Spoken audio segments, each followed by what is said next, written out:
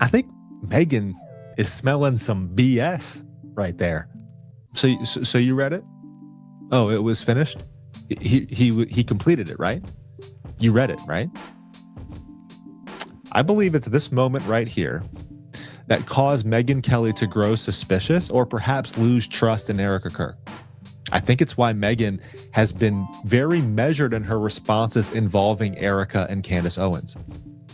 That is all it took for this entire story to explode into something much larger than most people originally realized. Because what started as another heated argument inside the alternative media world has now evolved into a full-scale debate involving court filings, video evidence, Miranda rights, Discord messages, alleged timeline inconsistencies, AI-generated audio, and growing questions surrounding the people closest to Turning Point USA after the death of Charlie Kirk. And right now, two completely different stories are colliding together at the exact same time. The first involves Tyler Robinson, a Washington County Sheriff's Office video labeled with Bates stamp 3996, and an argument being pushed heavily by commentator Barron Coleman that Robinson may have already been in custody hours before a Discord message claiming he was about to turn himself in.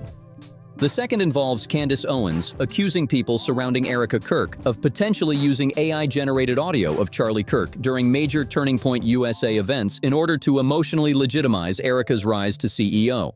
At first glance, those two stories sound completely unrelated. One appears to be about criminal timeline discrepancies. The other appears to be about political media manipulation. Did Erika Kirk to be the CEO, and none of the donors have come forward questioning the decision. Why does it matter? The donors that contacted you are more than capable of contacting Blake, she continued. Okay, so I can answer that. I can answer why it matters. It matters because if it was, in fact, an AI audio and Erika was referring to an AI video clip, which they, in the end, decided not to use, this would tell us exactly who and what Erika Kirk is, okay? It would. But according to several online commentators following both stories closely, they may actually point toward a much broader pattern involving narrative control, public perception, and what critics believe is an increasingly coordinated effort to shape how audiences emotionally interpret major events tied to Turning Point USA. Now, before going any further, it is important to be very clear about something. Many of the claims being discussed online remain heavily disputed. Some arguments are based on publicly available court filings and timestamps. Others are interpretations being made by commentators, live stream hosts, and independent researchers online. And some accusations being thrown around are extremely serious and absolutely should not be treated as established fact without hard evidence. But what cannot be denied is that people have started noticing contradictions. And those contradictions are driving enormous attention online. The biggest breakthrough, according to Barron Coleman and others analyzing these court records, centers around one specific detail, a Bates-stamped video referenced in multiple filings connected to Tyler Robinson. The video is identified as 3996. And according to Coleman's argument, that single number may completely disrupt the official timeline many people previously believed, because one filing appears to connect the 3,996 footage directly to the Washington County Sheriff's Office on September 11th. And Erika was then able to shamelessly walk out to the sound of a voice of her husband, which she knew was doctored by AI, right? Passing the torch to her. The company is mine at AmFest while she wore glittering pantsuit and had fireworks going on behind her. She knew this was all AI and they planned this moment to make people feel emotional. Then we would have our answer. Erika would be a confirmed, ruthless psychopath. Another filing references Miranda rights being read at 6:25 p.m. while citing the same Bates-stamped material. And yet other official records appear to place Robinson's arrest later that night or even early the following morning, depending on which document is being referenced. That is where the controversy begins, because critics online are now asking a very uncomfortable question. If Tyler Robinson was already inside Washington County custody hours earlier, why would Discord messages later describe him as still about to turn himself in? And once people started trying to answer that question, the entire internet rabbit hole opened wide.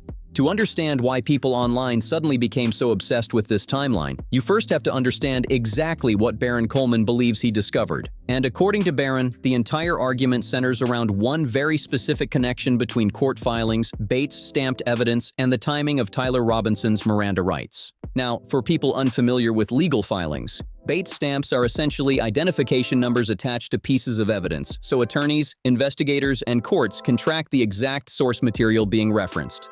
In this case, the number everyone keeps talking about is 3,996.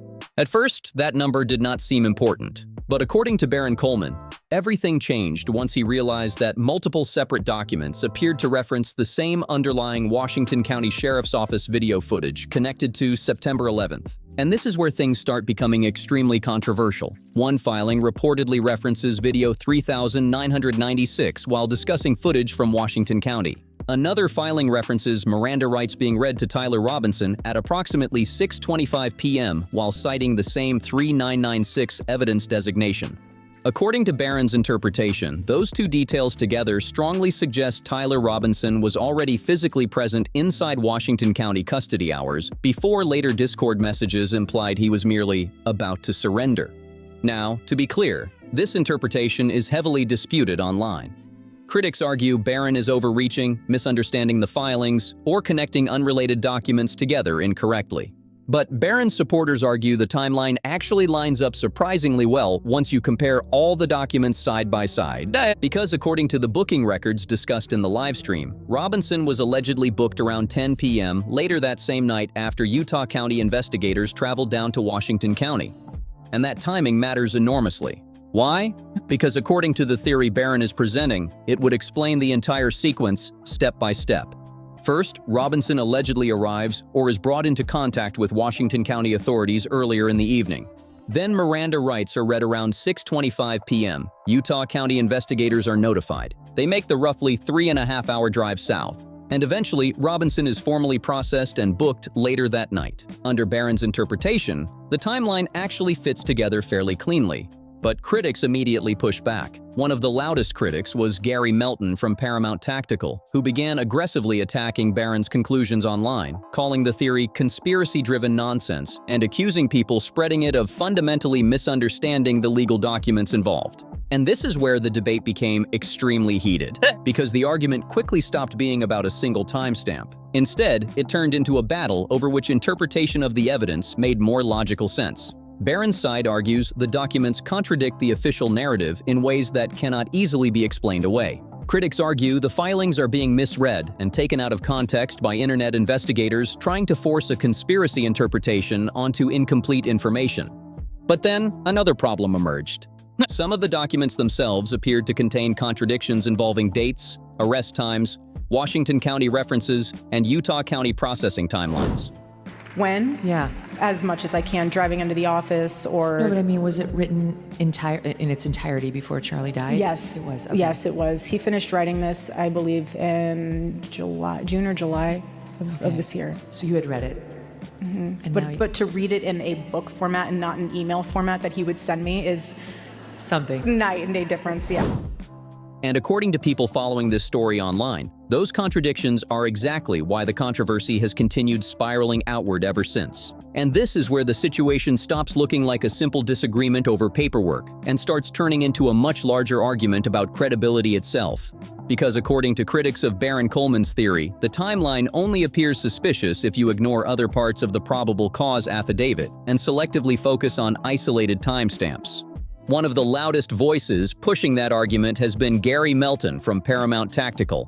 And if you have watched any of the recent online debates surrounding this case, then you already know things became extremely personal, extremely fast.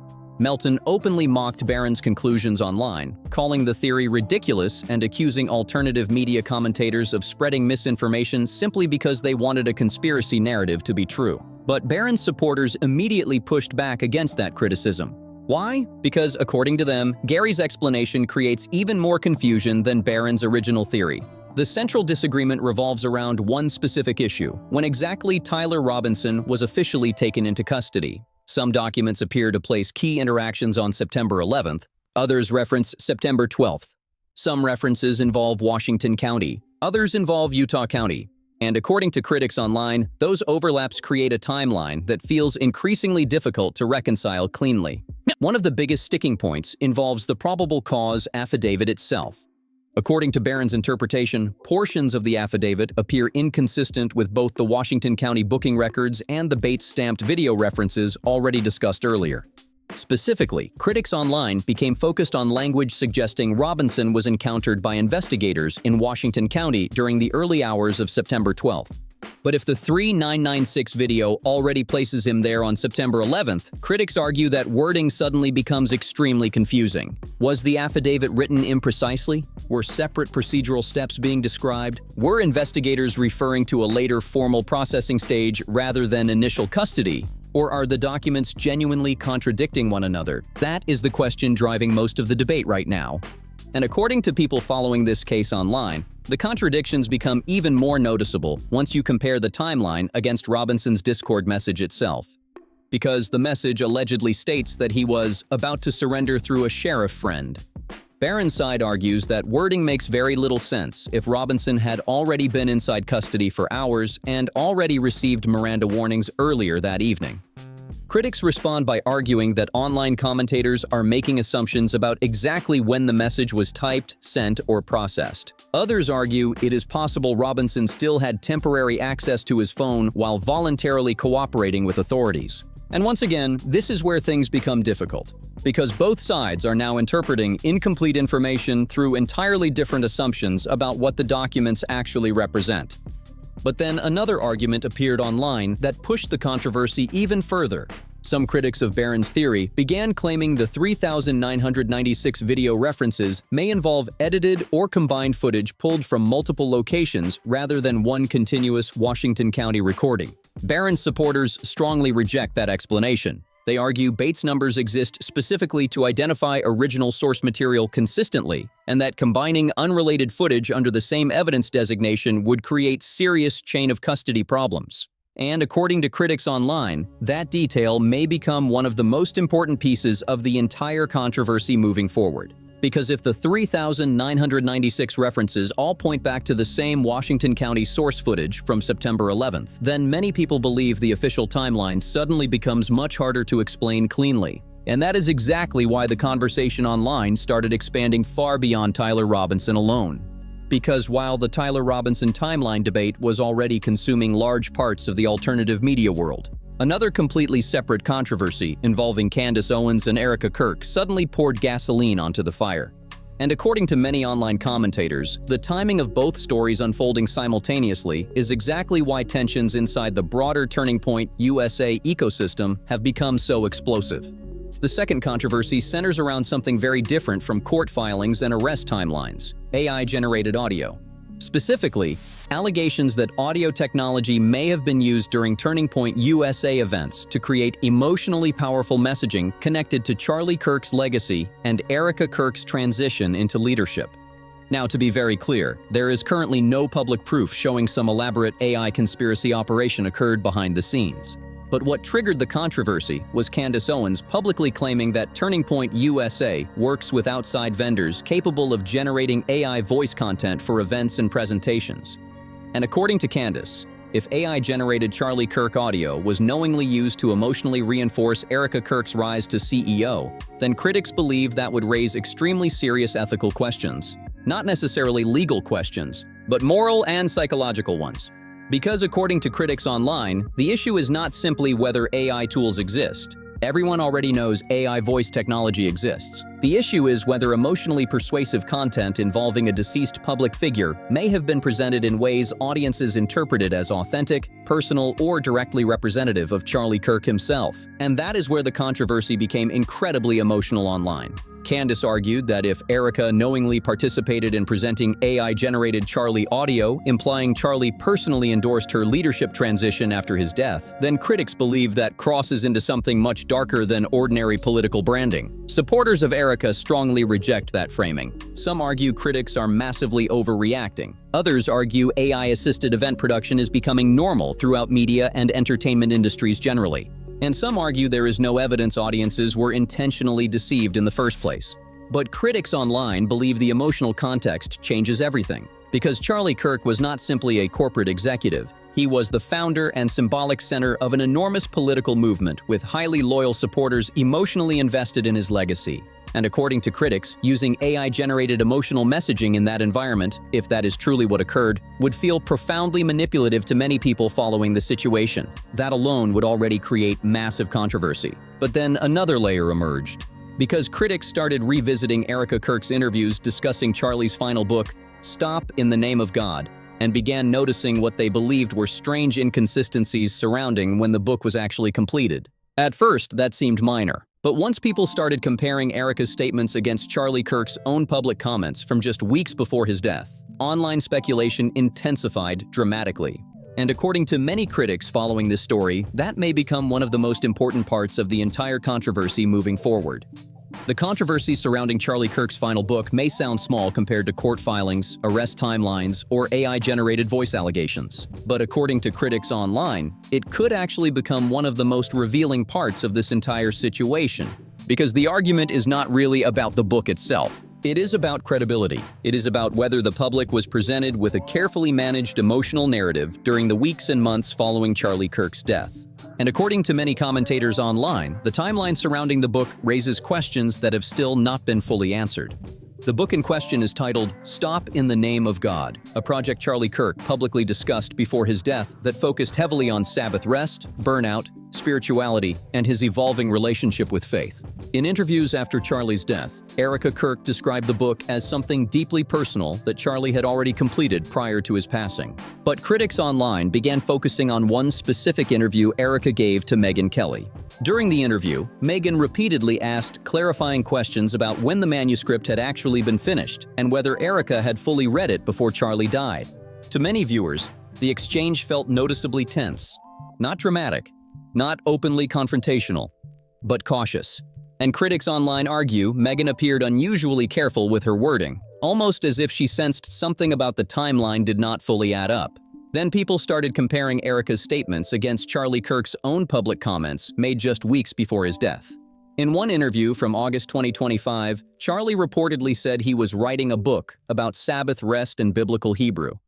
Critics immediately seized on that wording, because if Charlie was still publicly describing the project as something he was actively writing in August, critics argue that appears difficult to reconcile with later suggestions that the book had already been fully completed months earlier. Now, to be fair, books often go through multiple stages. A manuscript draft can technically be finished, while edits, formatting, rewrites, publishing coordination, marketing preparation, and production work continue afterward. So, the existence of timeline confusion alone does not automatically prove deception. That distinction matters. But critics online argue the issue becomes more complicated when combined with the broader AI controversy and the emotional rollout surrounding Erika Kirk's rise inside Turning Point USA. Because according to critics, the book increasingly appeared to function not only as Charlie Kirk's final spiritual project, but also as part of a larger public transition narrative surrounding Erika herself. The grieving widow, the continuation of Charlie's mission, the emotional passing of the torch, the new leadership era. And according to some commentators online, once those themes are viewed together, alongside allegations involving AI-generated audio, they begin looking less like isolated media decisions and more like components of a carefully constructed public image strategy. Supporters of Erika strongly reject that interpretation. But critics argue the growing number of unanswered questions surrounding timelines, editing, AI content, and posthumous messaging is exactly why public skepticism has continued growing online. And according to many people following this controversy closely, the deeper issue may no longer be about any single inconsistency at all. It may be about trust itself. And maybe that is the real reason this entire situation continues spreading across alternative media, political commentary channels, live streams, and online forums day after day. Because for many people following this story, the controversy is no longer just about Tyler Robinson. It is no longer just about AI-generated audio. And it is no longer just about Erika Kirk or Turning Point USA. Instead, many viewers believe they are watching something much larger unfold in real time, a battle over narrative control itself. Who shapes public perception? Who controls emotional messaging? Who influences what audiences believe is authentic? And in the age of AI-generated content, edited clips, algorithmic amplification, and online influence networks, those questions suddenly feel much more important than they did even a few years ago. Because critics argue the internet has entered an era where emotional perception often moves faster than verification. A viral clip spreads before context arrives. A headline explodes before documents are fully examined. An emotional moment becomes reality in the minds of millions before anyone even knows whether the underlying information is accurate. And according to many commentators online, that is exactly why the current controversy surrounding Charlie Kirk's legacy has become so emotionally charged. On one side, supporters of Erika Kirk argue critics are weaponizing grief, misrepresenting events, and building conspiracy theories out of incomplete information and emotionally loaded speculation. On the other side, critics argue the growing number of timeline discrepancies, conflicting statements, AI-related allegations, and carefully managed media appearances create legitimate reasons for public skepticism. And at this point, both sides increasingly believe the other is manipulating the narrative. That is why every new document, every interview, every timestamp, every clip, and every contradiction now gets dissected in obsessive detail online. Because trust has broken down. And once public trust begins collapsing, even small inconsistencies suddenly become massively important. Especially in movements built heavily around loyalty, identity, and emotional connection to public figures. Now, to be fair, it is entirely possible that some of these contradictions ultimately have ordinary explanations. Documents can contain errors. Timelines can become confusing during fast-moving investigations. Publishing schedules can shift. AI tools can be used in perfectly legitimate ways during media production. All of that is true, but critics argue the pattern itself is what keeps fueling the controversy, because the questions never seem to fully go away. Instead, each new clarification appears to create even more debate. And that may be the most important takeaway from this entire situation. Not that every accusation online is true, not that every theory is correct, but that the modern information environment has become so fragmented, emotional, and algorithmically amplified that millions of people increasingly struggle to determine what is authentic in the first place. And once that uncertainty takes hold, every contradiction becomes a potential rabbit hole. Every inconsistency becomes suspicious. Every missing answer becomes another viral theory waiting to explode across the internet. What do you think about this entire controversy? Are people uncovering legitimate inconsistencies that deserve further scrutiny, or has online speculation gone too far? Let me know your thoughts down in the comments below. And if you enjoyed this breakdown, don't forget to like, subscribe, and share this video with others following the story.